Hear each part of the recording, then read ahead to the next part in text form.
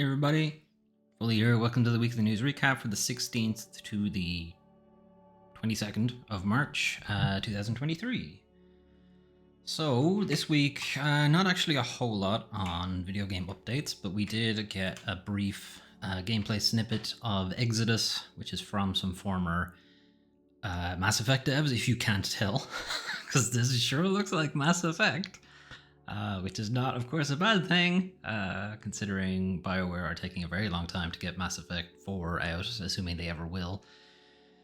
And BioWare not exactly being BioWare anymore.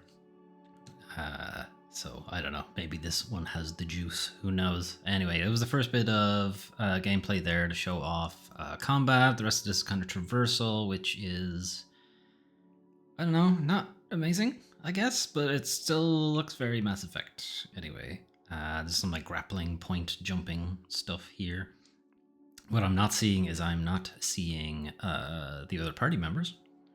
Assuming that's the thing. Maybe this is a point in the game where you're by yourself, or party members don't show up until you're in combat. I don't know. But anyway, I think that's it. And then there's like a bit of sci-fi nonsense here at the end.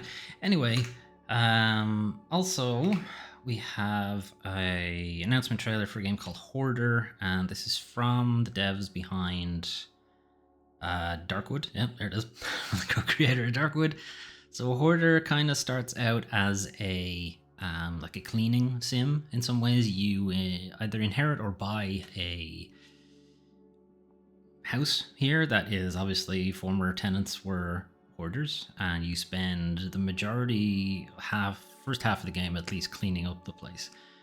But this is from the co-creator of Darkwood, so you know there's some shenanigans going on. So it does eventually transpire that there's like some horror elements going on here. You discover there's some kind of hatch buried underneath all of this hoarding trash. And then the second half of the game starts where you are fleshing out effectively an underground installation.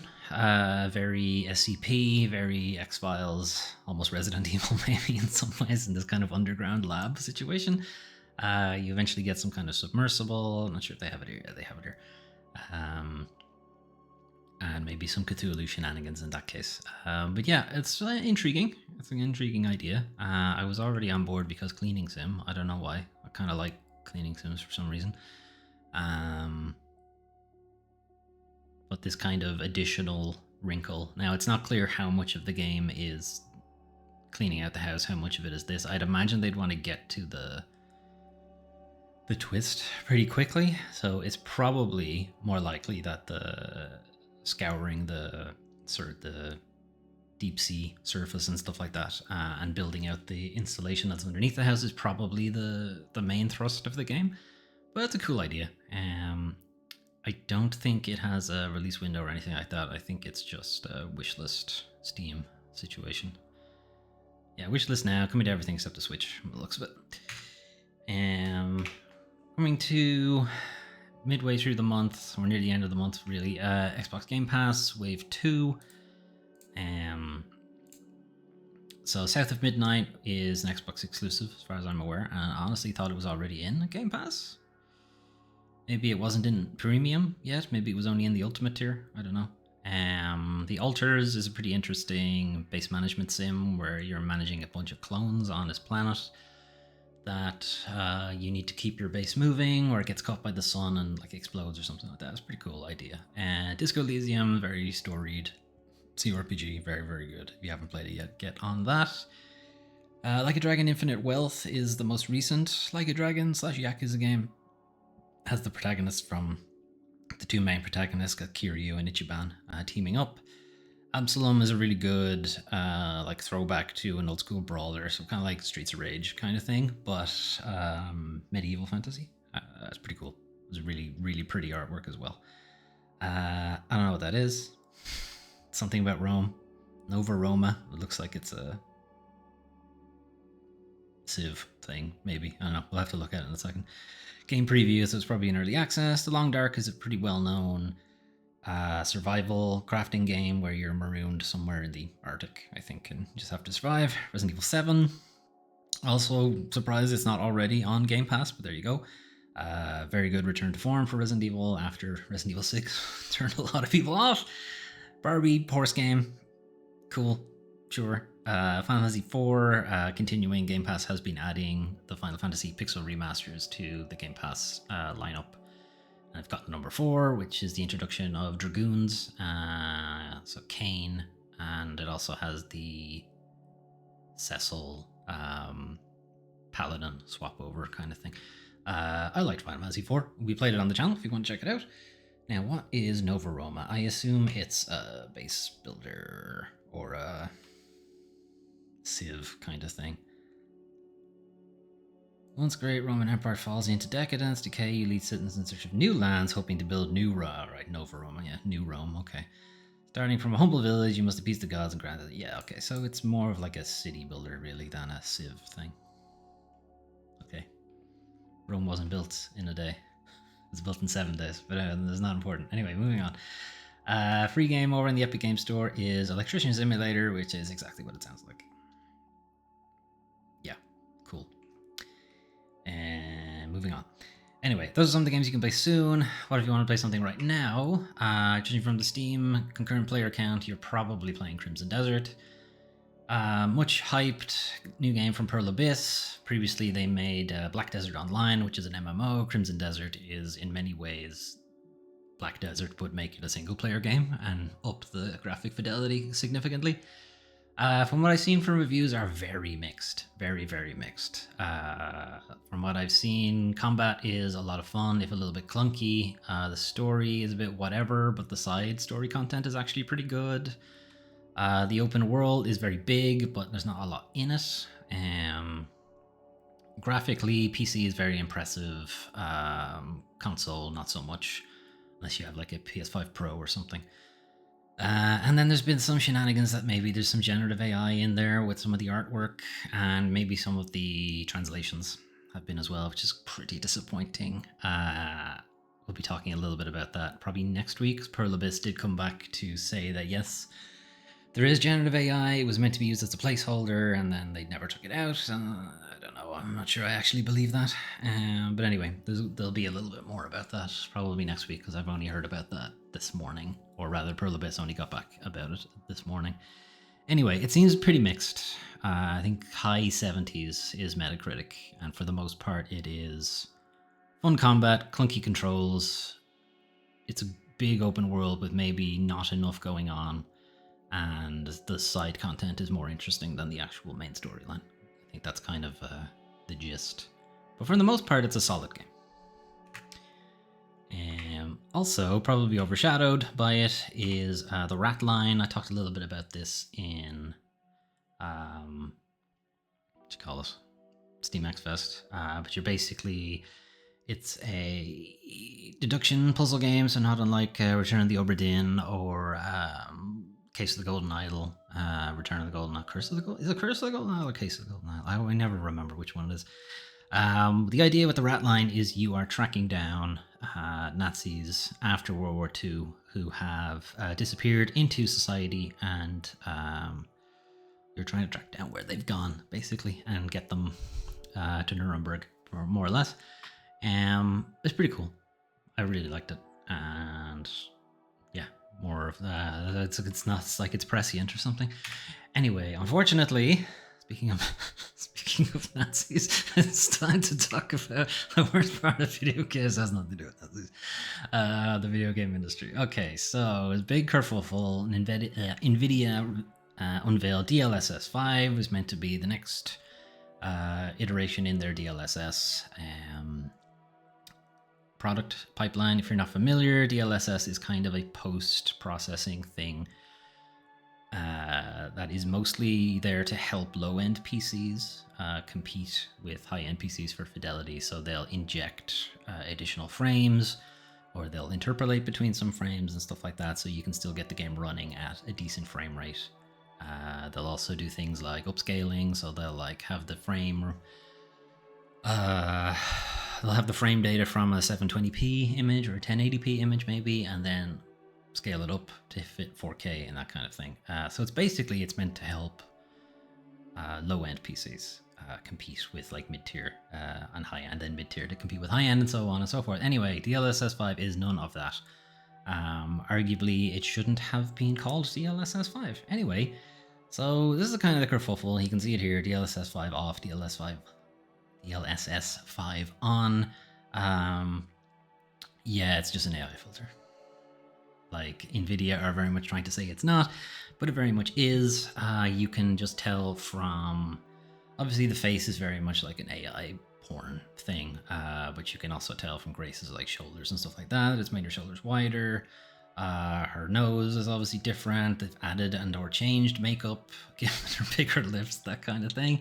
And even in the background, the lighting is very different. The day was clearly meant to be a kind of overcast and rainy. As you can see here, it's very much not. It's very bright. Even in this image, look at the water in the bottom left. Like, the effect on the ground is significantly better than it is in DLSS5, and so on. And I'm not the only person to point out all of these kerfuffles. There's plenty of other images going around that show off how one, obviously the AI face is the most obvious thing, but them trying to claim that it's a lighting thing. There's so many people who have pointed out that the shadows are all wrong. Some of them don't make sense. Some of them don't make physical sense, and so on. So yeah, most people were saying this is a fucking AI filter. Looks reminiscent of cheap AI filters that beautify pictures. It dubbed the company's most significant breakthrough in computer graphics since the debut of real-time ray tracing almost a decade ago. Don't think so.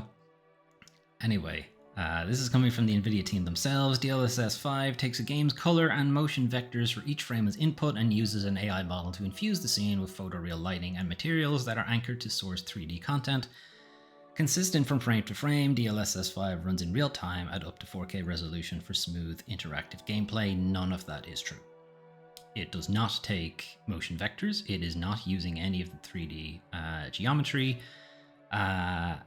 Consistent from frame to frame, it's generative AI, it's not going to be consistent from frame to frame, and they very pointedly not shown video footage of the game moving quickly. You know, like high action scenes or very busy scenes or stuff like that. A lot of the images and a lot of the small video snippets they've shown are of the game idling, basically.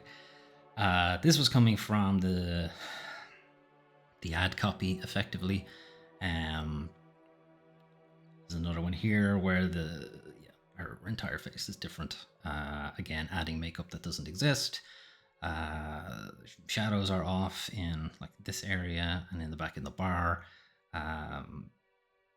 There's all sorts of problems with that, and in motion it looks even worse. Yeah, showing off a little bit more there. Just trying to see if there's anything else. Yeah, so this article is basically just talking about it. Digital Foundry put out a video ahead of everybody else. It seems they got priority look at it, and they were basically ripped apart for effectively holding water for Nvidia. Nobody was happy with that. Everybody disliked that, basically. Digital Foundry themselves and Nvidia said they had gotten sign off from the developers to use their games in the promotional thing, but wouldn't you know it, they didn't, or at least they didn't get it from the actual developers. They got it from the publisher, or maybe an executive or something, well, who knows, but they didn't get it from the actual devs. We spoke to game devs and all of them hate DLSS5. What the fuck, Nvidia? So a lot of this article is either interviews or snippets or social media posts from various developers basically saying they found out at the same time everybody else did and it was garbage.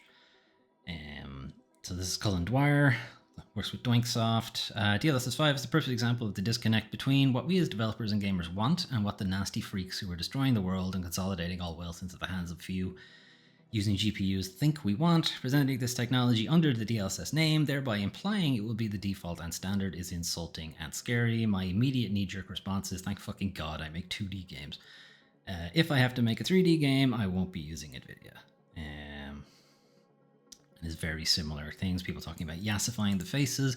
One of the other big problems is how DLSS5 basically sucks the personality out of any artistic choice the devs have made by making average out guesses of what it thinks things should look like. Like, you're never going to get the devs' actual intent with this thing turned on, and that is, for the most part, the thrust of the developer's problem with it. It just completely washes over whatever the artistic direction was going for.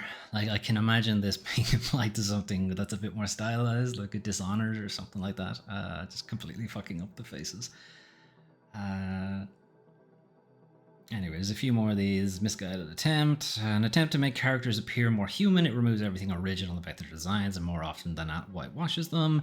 Feels like it is taking away some authorial intent from the artist by making characters more glamorous and environments more detailed, with the overall look appearing to be less distinct or aesthetically cohesive than the original intent. If Des wanted to lean into hyperrealism, they would. This changes drastic aspects of key visuals. Instead, it should shelve this. Imagine being a dev team working for months, years on characters, create features, body languages to tell stories, and then the exact details and lighting setups that perfectly fit the story, only for them to just slop all over it. CEO of NVIDIA, Jensen Huang, that's the guy with the fucking leather jacket all the time, came back to basically say, no, I'm not wrong. It's the children who are wrong, apparently. 5 fuses controllability of the geometry and textures and everything about the game with generative AI. No, it doesn't. It can't possibly have control of the geometry because they exist in separate parts of the computer. All it does is apply a filter over to the images. In fact, one of the NVIDIA engineers who works on DLSS5 said as much. It doesn't touch the geometry. All of that is in control, direct control of the game developer. No, it isn't. It's generative. It cannot be in control by its very definition. This is very different than generative AI. It's content control generative AI. No, it isn't. Again, very nature of how the technology works, you can't control it. That's why we call it neural rendering. Why didn't you call it that? Why are you still calling it AI then? Anyway, Kotaku reaching out to various people basically had the result was all of them said they hated DLSS5. It wasn't even like one guy trying to hold water for it or whatever. It was every single developer they reached out to hated it for the reasons we've talked about, and that it just takes agency away. It takes authorial intent. It takes artistic direction away, and it's all in service for this generative AI bullshit. And it shouldn't go without mention that NVIDIA's probably largest market right now is generative AI and not PC gaming. So again, also in service to what has become their bottom line. We found out at the same time as the public, as a Ubisoft developer, the average gamer is unable to afford. Yeah, this is another kind of point out, is that the DLSS thing in general was meant to be an aid to low-end machines to attempt to achieve the same kind of visual parity as a higher spec machine, we'll say. But the point is, with DLSS5, you would need a state-of-the-art GPU to actually make it work. In which case, why can't you just show me the game as it's supposed to look? The average gamer is unable to afford the hardware that will make DLSS5 a reasonable offering. In pursuing photorealism or whatever they think this slop abomination is, they have created an ecosystem where the most economically viable game is one that can run on low-end hardware. Low-poly indie PS1 horror games stay winning. So yeah, they are not only pricing people out of the market with their pivot to generative AI, causing costs for GPUs to go up, causing costs for RAM to go up, causing costs for memory to go up, and so on. This chip that would be required to make DLSS5 actually work real time, 60 frames per second, and so on, will be unaffordable for the vast majority of people. Cool. Rami Ismail, who's done a lot of, he's very deep in the video game developer community. One of my big dreams when I first became an independent game developer almost 2 decades ago is to have a mega corporation smear the most dystopian slop all over what is generally 2 to 3 years of my life's work, while shushing into my ear that I'm in full artistic control. And that is, again, more or less the gist of where we're going here. The people who actually make your games, the games that you like, don't want this. And from what I've seen from the gaming community feedback, people playing those games don't want this. So who is this for? It feels like an artless desecration of the medium itself by a company with a stranglehold on the global economy. Good shit. Anyway, there's a much longer dive into the kind of backlash in general from Robin Fahey here on gamesindustry.biz. I'm going to leave that with you. It's much longer, and there's embedded videos and so on. Anyway, speaking of AI nobody wants, Aspire denies using AI to create awful Tomb Raider outfits. So these are the renders of the outfits, and they look not exactly Tomb Raider. If anything, it's Lara Croft went to Fortnite, I guess. You could maybe argue the second one is maybe a bit Tomb Raidery, and maybe this fifth one, but this is only a few of them. There's way more of these costumes. Anyway, the assumption or the accusation, we'll say, from players is that generative AI was used to make these costumes and to make the textures in the actual game. I don't think this has the image. Okay, it doesn't have the image here, but yeah, in game it looks even worse than this. You have like misaligned things, like the glasses don't really fit on their face. The coloring is all off, all sorts of things. It's all shit, basically. A slew of new outfits the fans had huge issues with. Many believe that they were created with generative AI, and this has caused the game's review score to plummet. It had been pretty good up until then, and has now dropped firmly into like negative. So it's been, review bombed. The outfits in this update were created by our team of artists. No AI generated assets were used in this update, which then begs the question: who the fuck signed off on these? Because they look horrible. Key art used for the patch itself was obviously AI generated. Again, we don't have the images because I have cookies turned off, but yes, it did not look good. Insulting not only the customers, but even the game devs by adding AI garbage. Shame on you, Aspire. How dare you? I don't want to play Slop Raider. Can you please provide a pre-challenge mode version of the game via beta branch? So people so much don't want to play this that they want to actually roll back the patch. And I think Steam does make that an option, but it's something the developer has to opt into to allow you to have, like, go back a couple of patches and stuff like that. I think a lot of speedrunning games where the devs are into the speedrunning thing as well have, like, patches where they didn't fix this bug. That means that they can finish the game in an hour or something like that. But whether Aspire will do that, I don't know. Aspire being a bit shady the last 6 years or so.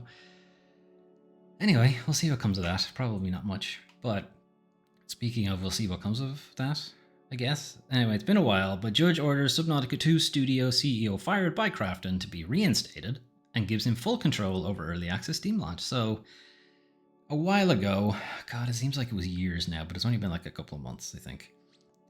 But there was a kerfuffle with Subnautica 2 when it was coming up to what was going to be its early access release the first time around.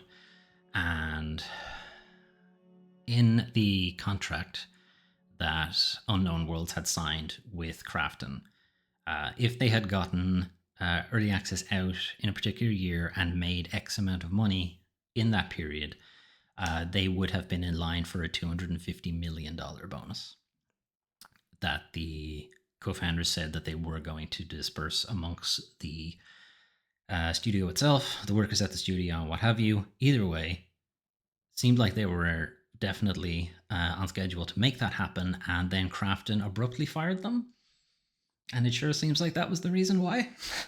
They didn't want to have to pay out that bonus.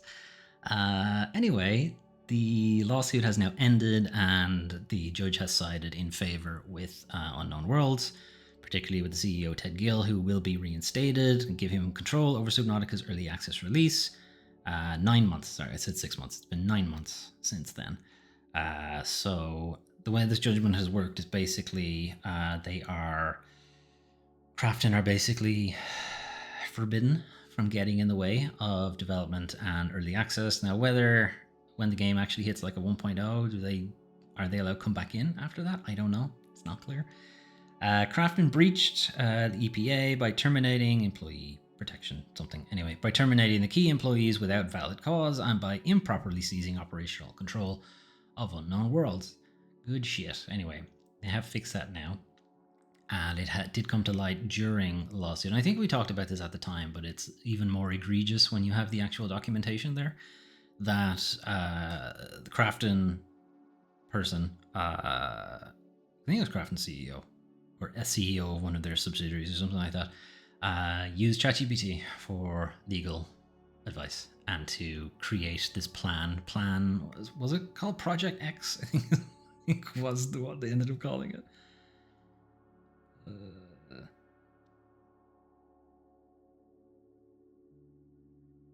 I can't find it now. Yeah, Project X is what he ended up calling it.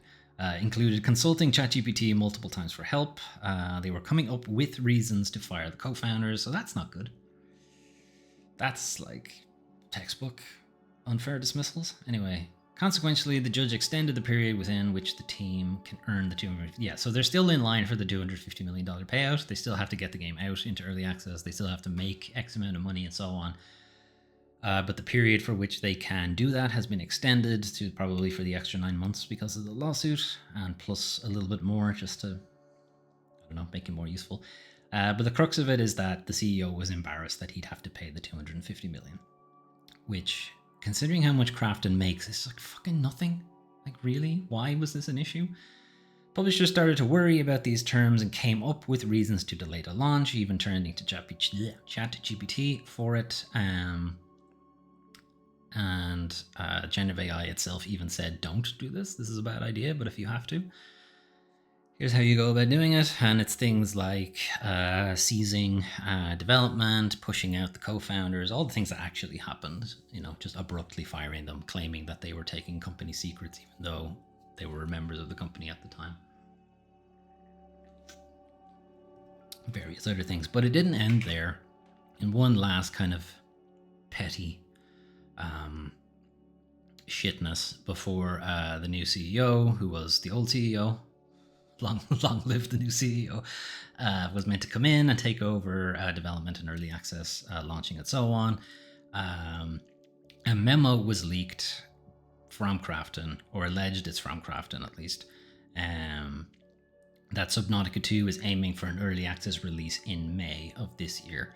And Ted Gill, as well as the other co-founders and the legal representation for them, accused Krafton of having intentionally leaked the memo to kind of take the, what do you call it, hype, I suppose, out of it. Because when you announce something like this, yes, Subnautica 2 is finally hitting early access, you're going to have like marketing, promotional, PR, build up hype for it, so people buy it when it comes out. You're trying to get into the early access kind of thing, and they felt that doing this, just leaking it and having people wondering, is that true, is it not true, we don't know, was just a shitty parting petty bon mot even. Krafton self-servingly announced the launch without any regard to its impact on the game, the team, or the community, let alone this court's opinion. So remember, the court had enjoined them from interfering, and it is quite obviously interfering. You could maybe argue that they did it at like the very last minute before legally they were not allowed to interfere anymore, but it sure seems like they did that on purpose. Allegedly. We don't know. And likely won't be able to prove that they leaked us, but anyway. That entire process was supposed to be driven by Mr. Gill. However, in defiance of the court's opinion, Krafton has now taken that away, further damaging the game and sowing additional confusion among the Subnautica community. As I said, no one is actually sure when the actual release date is now. Cool shit. Anyway, speaking of CEOs and co-founders being fired, although this time it seems like it might have been with cause, Embark mutually part ways with co-founder Rob Runson following sexual misconduct allegations. So Embark, you might know better as the developers behind Ark Raiders. This particular article, though, and this particular accusation is focused on their other game, The Finals. So co-founder and CCO Rob Runson mutually agreed to part ways after allegations of sexual misconduct. Company has recently been made aware of allegations against an Embark employee. They contracted an external investigator, and the investigation did not substantiate the allegations, but we found the situation unsustainable and mutually agreed to part ways. Well, basically meaning we have no legal, ironclad proof exactly, but the accusation itself is bad enough, and what evidence we do have is bad enough that we can't really trust you, so fuck off, basically.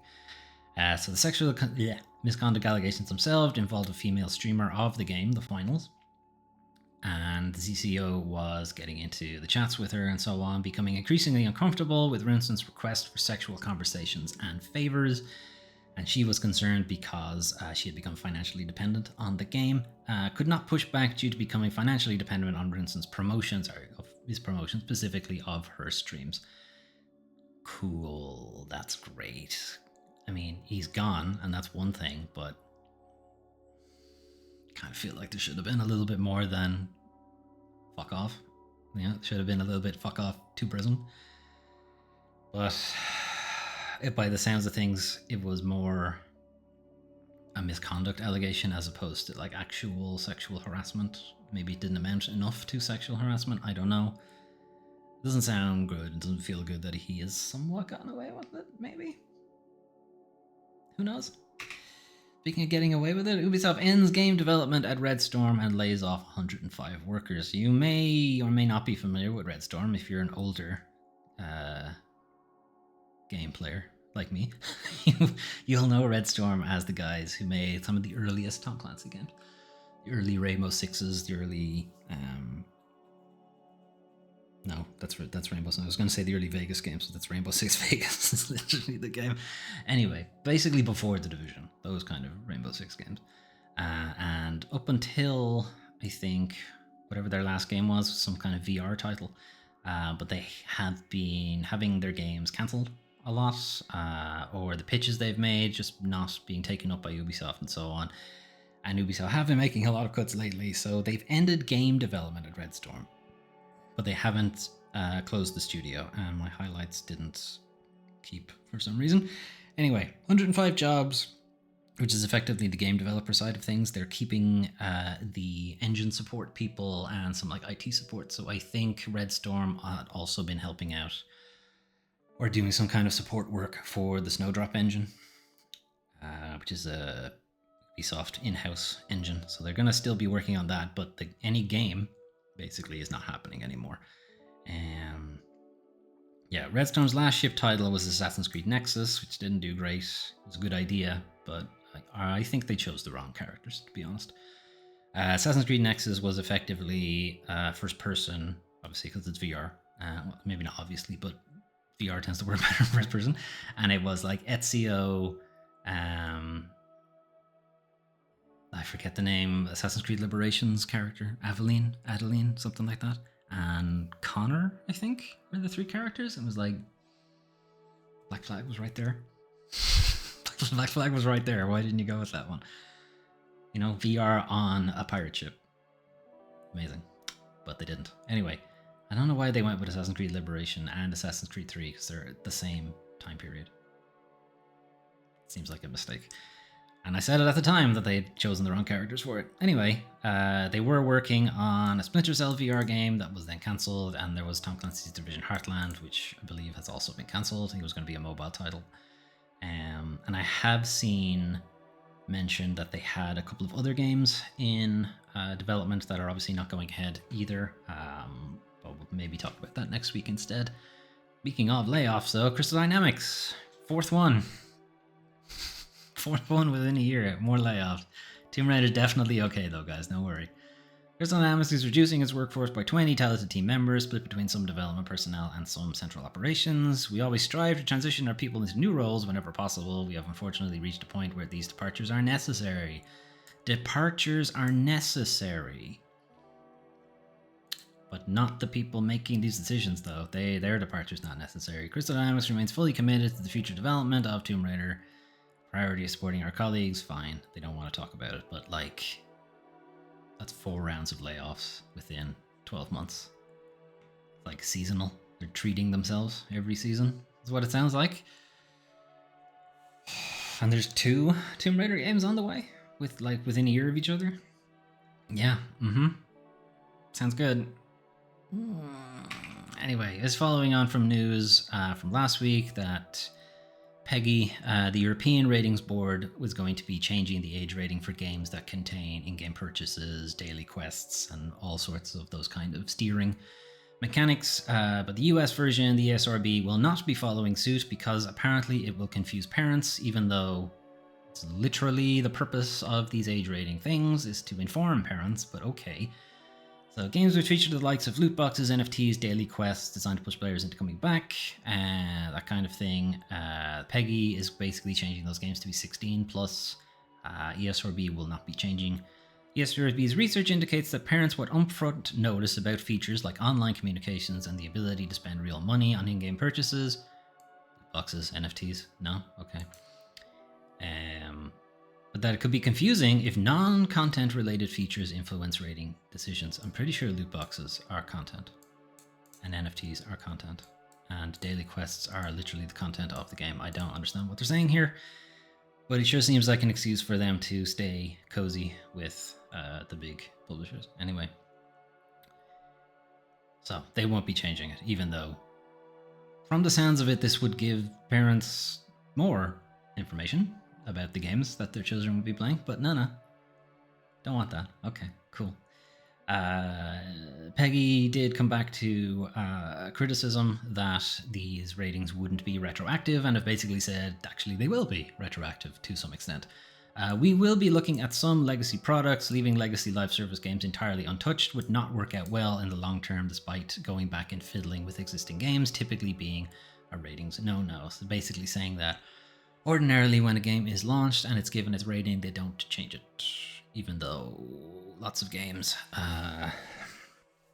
down the line add new features and add new things, adding in-game purchases, adding microtransactions after the fact, and so on, and they don't get a re-rating, even though they probably should. So Peggy basically saying that, yeah, we recognize that if this was not retroactive, then it would give things like Fortnite, Call of Duty, what have you, a leg up in the Peggy ratings, because they'd see one game that says 12 plus for something like Call of Duty, even though it really shouldn't be.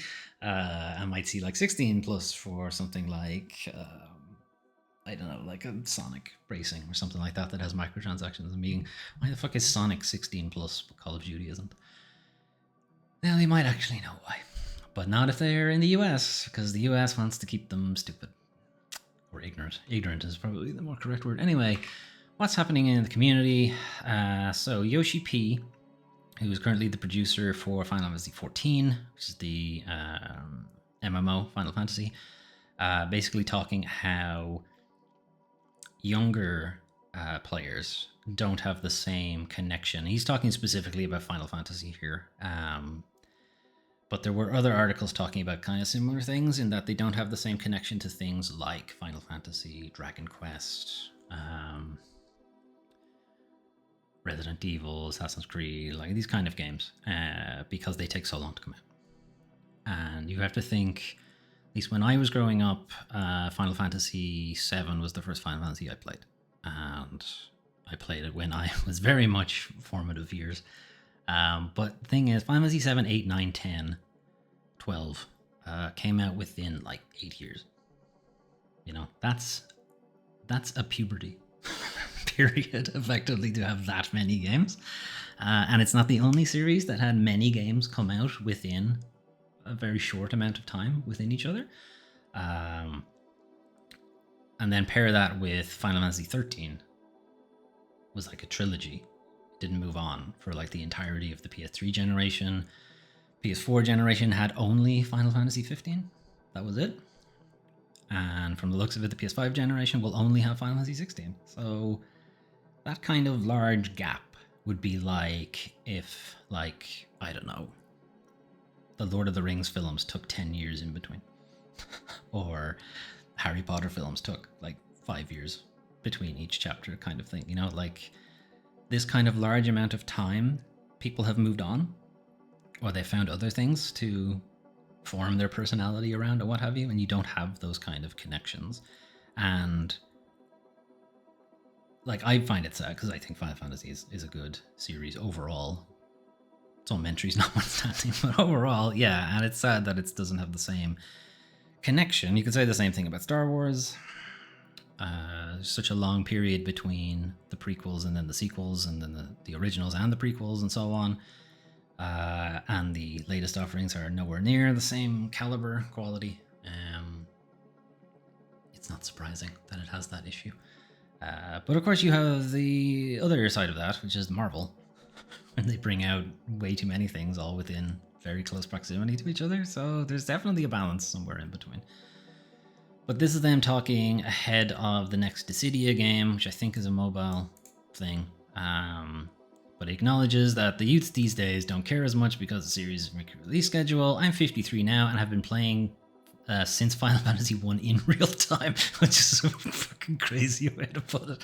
It's like, I mean, I've been playing since Super Mario Brothers in real time. Yeah, I'm old.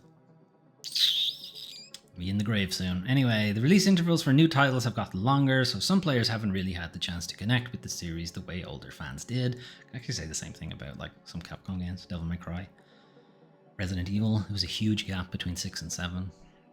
Fuck, I said the thing. Anyway, then from the author of this article, Oshin, saying that honestly, I'm a little baffled Square Enix would willingly let such a point stay in what is a promotional video, which I agree. I'm just surprised that they had this in. The youth don't play our games is a very strange thing to put into a promotional video for this thing. Very funny though. But yeah, this is it. The Final Fantasy 1 through 10 were released over the course of 14 years. And the gap between like 15 and 13 was like 10 years or something like that. The gap between 13 and 14 was like 3 years. No, I was right. The gap between the original Final Fantasy 13 and Final Fantasy 15 was 10 years. But if you go by like the third entry in Final Fantasy 13, it's only 3 years. But like, again, like very few people like Lightning Returns. I think it's probably one of the most divisive of all of them. Anyway, it's interesting that Square Enix left that. I suppose it being left in is probably the weirdness in this story, not so much Yoshi P like flat out acknowledging that Final Fantasy doesn't have the juice with the youth. But it's also not the only series suffering from that. It's not even the only medium suffering from that. Things take long to come out. And the reticence, we'll say, of the money men to find something that didn't perform as well as they wanted it to, and they don't keep going with it because of that, instead of going, okay, but we can fix it for the next one and address the concerns, and the next one will do better. No. If it doesn't hit it out of the park immediately, then fuck them. It doesn't really help people get attached to things. Anyway, moving on. Slightly better news, or slightly more wholesome news, we'll say. Sharing the incredible moment an indie dev discovers his game made 250 grand. Now, you won't really get the best of this because it's muted. But anyway, the developer, Cakes, I'm not sure what his real name is, made a game, Tangy TD. Been working on it for about 4 years. Tangy TD is like a tower defense game that's just a bit insane. There's a lot of action, a lot of things exploding on screen at once. Launched the game, wasn't really expecting to do like amazing necessarily, which is fairly typical for a solo creator. So they're so in the weeds, they don't even know if their thing is good anymore. Within the first 30 hours though, they had made 32 grand. There's a great video here of him realizing it, and I think he's German, so the accent of him going "Mein Gott," fucking hilarious, and his wife coming in just going yeah. This is very, very funny. But maybe the bigger video is this later one. There's a Twitch clip of it here where it's been like a day, I think, and it's now up to like 245 grand, and the response is, it's very heartwarming, very wholesome. And then John Walker ruins it by pointing out that Steam hasn't taken their 30% cut yet, and he's worked on it for like 40 years, so really it works out to about 35 grand a year, which is on the low end for an annual salary. Damn it, John. Let people enjoy things. But yeah, I mean, it only has upwards from there, right, to go, so it's still pretty good. That's only after a couple of days, and I think the news of it and the virality of the moment of him like opening up the Steam dashboard to find that it's sold X many copies and it equates to 250 grand. It's like, that's got to be like a holy shit kind of moment for somebody. Anyway, it's a very good clip. I'm not gonna play it because you just won't get the appreciation of it. But the article's there and it'll be in the notes. You can check it out yourselves. I'll probably leave Crimson Desert playing in the background because it's probably the bigger game. Anyway, that's your news for the 16th to the 22nd of March, 2026. I think I said 25 earlier. Yeah, not a whole lot on like video game updates. The very small gameplay snippet we saw of Exodus sure looks like Mass Effect, and that's not necessarily a bad thing. Getting a lot more Mass Effect 2 than any of the other ones. Maybe a bit of 3 actually, with the big mech walking around. Yeah, hopefully it lives up to it, but I don't know, we've been disappointed by a lot of spiritual successors lately. Speaking of, looking at it on screen, kind of hoped it would be like a Dragon's Dogma type thing, and it's almost like a Breath of the Wild, Crimson Desert, where they, I don't know, don't get that a lot of Breath of the Wild's appeal was that you didn't know what was around the corner, and you're discovering things and you're just like wandering, having a look around, and their open world doesn't have enough in it. Combat still looks cool. I have seen like some discussions around the controls, and I think the PC controls are a bit wonky, a bit awkward for people. Don't know if that carries over to the controller. Like maybe the controller is maybe a little bit easier to deal with. I don't know, but they are rebindable, so at least on the PC they are, I think. Could be wrong. Maybe they're not rebindable. But just wait. Someone will release a mod for it. Anyway, yeah, a little bit disappointed with the score for Crimson Desert. That's not to say that I'm not going to play it. It's more the generative AI stuff. If they take it out, and I don't know, the fact that they were using it in the first place kind of makes me feel a bit gross about it. There's again a little bit more discussion around placeholders and like what's best practice for developers when they're doing placeholders, and we'll talk about that probably next week. But it basically boils down to you make your placeholders obnoxious, obvious, blatantly visible, like bright pink squares, MS Paint shit, and that kind of thing, just so you know it's a placeholder, and you don't use a generative AI thing that's like approximately what you want it to look like, because then you won't see it. You won't recognize that it's placeholder. Especially the AI there, or what they used their generative AI here for this, which was effectively background art. For like paintings that are hanging on walls and stuff like that. And if you look too close at them, you'll go, "Oh wait, yeah, that's AI." I guess it's kind of the question of, are you like, where's your line? And my line is, if it's in the game at all, I'm not touching it, even if I really want to play it. And I do really want to play it, but not touching it. Where Winds Meet is another one that has a chatbot in it. I'd really like to play the game, but I'm not touching it while it's in there. And that's it. That's where I'm coming from. Yeah, the DLSS thing has effectively the same issue, but now broadly painted across the entire games industry, because DLSS was and is arguably like a default thing on a lot of PC games. And finding that Nvidia not already pulling back really from PC gaming has just isn't giving a shit anymore. Again, very disappointing and very concerning for the video game industry going forward, because if it's true they got sign off from the developers from that, it would have been upper level development, because the actual developers didn't agree to it. So yeah, that's not good, because it means that maybe it will be forced in or shoehorned in, or it'll be, from a top-down requirement that they have to use it. Which would be gross. We're already kind of seeing publishers attempting to force generative AI things into things. Never mind Microsoft shoehorning Copilot into absolutely everything. There was an article I saw earlier that Square Enix are adding some kind of chatbot to the next Dragon Quest. Or to Dragon Quest X, I think, which is the online one. I'm not sure now. I think it's the online one. Why? Just stop. Like, it's even at this point, even if it is like efficient, even if it is like a development tool or whatever, is it worth the response that it gets? Is it worth the overwhelming just bile that comes from people when they hear about it? Like, I can't imagine that's like that it makes up for it. Anyway, the Subnautica 2 thing is not surprising. Once it was determined that they used ChatGPT for legal advice, it was like, well, they're losing that lawsuit. It's really more of a case of how exactly it would result, and somewhat surprising that the CEO, being reinstated isn't necessarily a surprise. It's more that he agreed to be reinstated. Like, I would absolutely not want to work for that company anymore.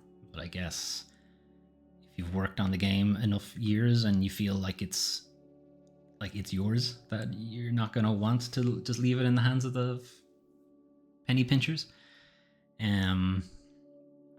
Anyway, that's it from me. As I said, there's a couple of additional stories to a few of those articles we talked about. Some stuff there from Crimson Desert about its AI use, some stuff from the Ubisoft studio that was stopped making games and the kind of games that they had been working on. and some other things, but we'll talk about those next time. Anyway, that's it from me. Have a good rest of your day, and I'll talk to you guys next time. Bye.